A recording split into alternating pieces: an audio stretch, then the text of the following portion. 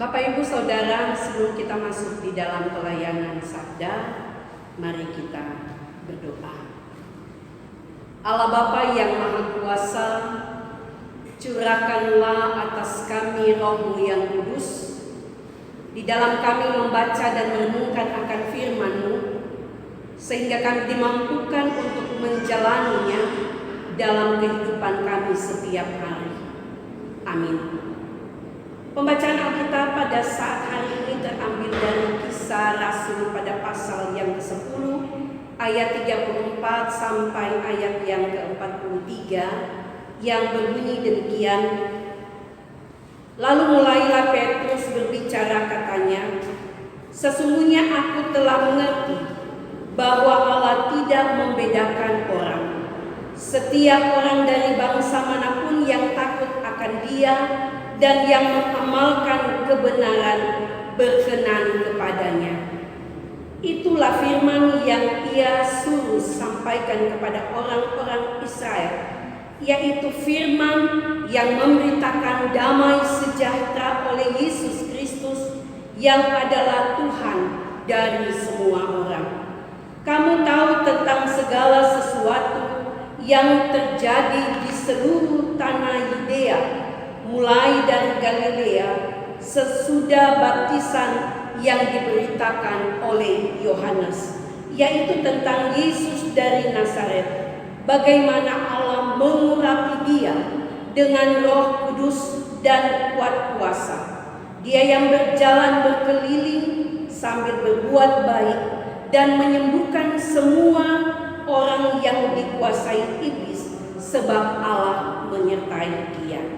Dan kami adalah saksi dari segala sesuatu yang diperbuatnya di tanah Yudea maupun di Yerusalem, dan mereka telah membunuh Dia dan menggantung Dia pada kayu salib. Yesus itu telah dibangkitkan Allah pada hari yang ketiga, dan Allah berkenan bahwa Ia menampakkan diri bukan kepada seluruh bangsa, tetapi kepada saksi-saksi yang sebelumnya telah ditunjuk oleh Allah, yaitu kepada kami yang telah makan dan minum bersama-sama dengan Dia setelah Ia bangkit dari antara orang mati.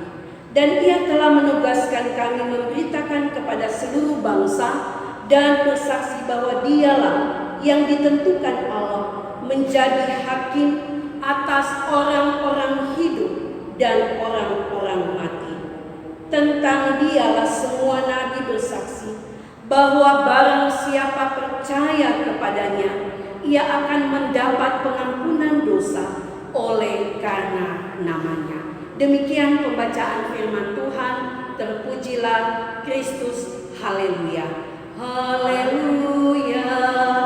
Haleluya. Haleluya.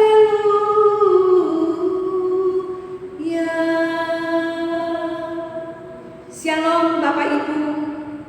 Salam semangat kemerdekaan. Pada minggu-minggu telah berjalan, firman Tuhan kita selalu berbicara tentang kekuatan manusia yang harus dinyatakan untuk bersedia menerima orang lain di dalam hidupnya. Alasannya, kita digiring untuk melihat orang lain sebagai orang yang harus kita hargai, sebagai orang yang harus kita hormati, orang yang juga harus kita topang. Sebab kita sadari kehidupan yang kita jalani saat ini, kita tidak hidup sendiri.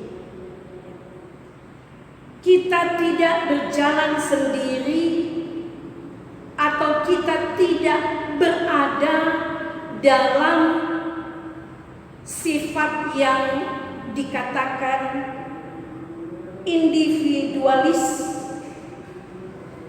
memikirkan diri sendiri, atau juga hanya memikirkan kelompok kita.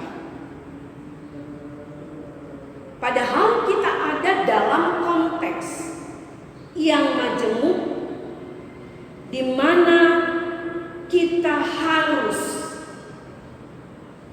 bisa menerima keberadaan orang lain. Itulah alasan tema kita pada saat ini juga berbunyi Allah mengasihi semua orang. Jadi kalau kita percaya kepada Allah, tidak ada alasan kita untuk tidak memikirkan orang lain atau membenci orang lain. Semua orang, siapapun dia, patutlah kita hargai, patutlah kita hormati. Karena dari mereka justru akan menjadi kekuatan di dalam kita menjalani kehidupan ini. Seperti ada ungkapan yang menjadi semboyan di bumi pertiwi ini adalah bersatu kita teguh, bercerai kita runtuh. Nah, semangat ini juga yang mau diingatkan di dalam pembacaan kita pada malam hari ini. Kalau kita baca khususnya ayat 34 dan ayat yang ke-35. Lalu mulailah Petrus berbicara, katanya, sesungguhnya aku telah mengerti bahwa Allah tidak membedakan orang. Setiap orang dari bangsa manapun yang takut akan Dia dan yang mengamalkan kebenaran berkenan kepadanya. Artinya apa yang mau disampaikan oleh Rasul Petrus yang tidak perlu kita nimbang-nimbang, kita pikirkan di mana apa yang disampaikan itu adalah mutlak harus kita terima, karena itu adalah pesan Allah, di mana di dalam pandangan Allah kita semua adalah sama. Allah tidak membeda-bedakan. Sebagai manusia, kita melihat kita adalah sebagai saudara. Kita dapat bayangkan bahwa dalam sebuah pekerjaan atau instansi, ketika ada seorang pemimpin yang mengatakan bahwa dia tidak membutuhkan anak buah, atau anak buah mengatakan bahwa dia tidak perlu seorang pemimpin, apa yang akan terjadi? Karena semua tanggung jawab, baik sebagai pemimpin maupun sebagai hamba atau pekerja, pasti dibutuhkan sebuah kerjasama yang baik, sehingga tanggung jawab yang akan mereka lakukan ketika dikerjakan bersama-sama itu akan menghasilkan pekerjaan yang baik. Itu pun harus ditopang dengan suasana bekerja yang nyaman, yang damai, sehingga disinilah kita akan melihat ternyata antara satu dengan yang lain harus saling mendukung dan menopang. Nah, Bapak Ibu Saudara yang Tuhan Yesus kasihi, dalam kebersamaan itu, ya, seperti yang dikatakan tadi, harus saling menghargai, harus saling menghormati, sehingga kita merasakan adanya kenyamanan, keharmonisan, memiliki situasi kerja yang menjadi dambaan setiap orang di dalam menjalani kehidupan ini. Dan kita sama-sama berjalan dalam kerendahan hati, dengan tidak memasang benteng yang membuat jarak yang begitu jauh, sehingga yang ada adalah kesombongan dan keangkuhan.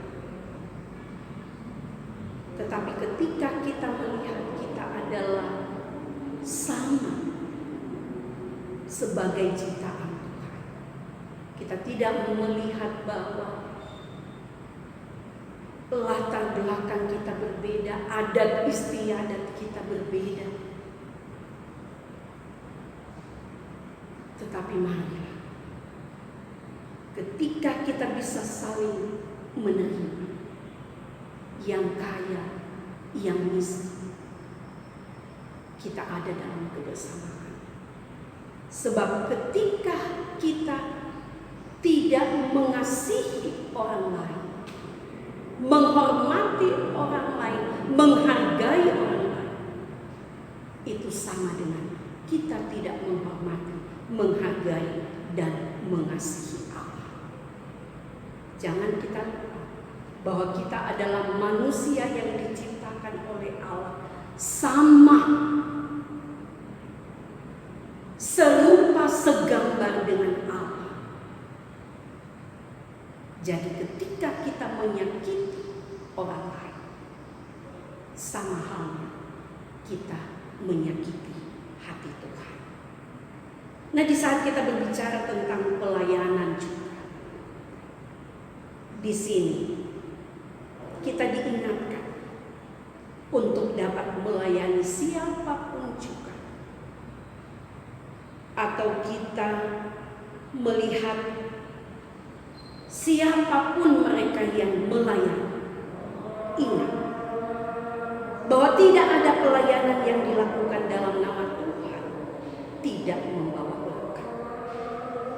Tugas pelayanan harus tetap dilakukan. Injil Tuhan harus terus diberitakan. Tidak hanya di waktu yang baik, tetapi juga ketika tidak baik. Bukan hanya untuk orang yang kita senang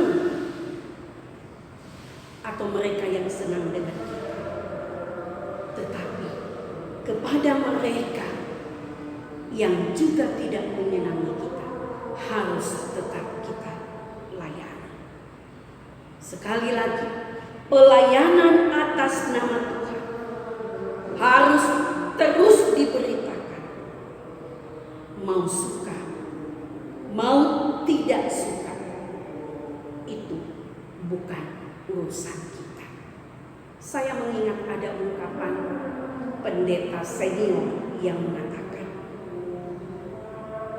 uruslah pekerjaan Tuhan, maka Tuhan akan mengurus pekerjaan. Terpujilah Kristus. Amin.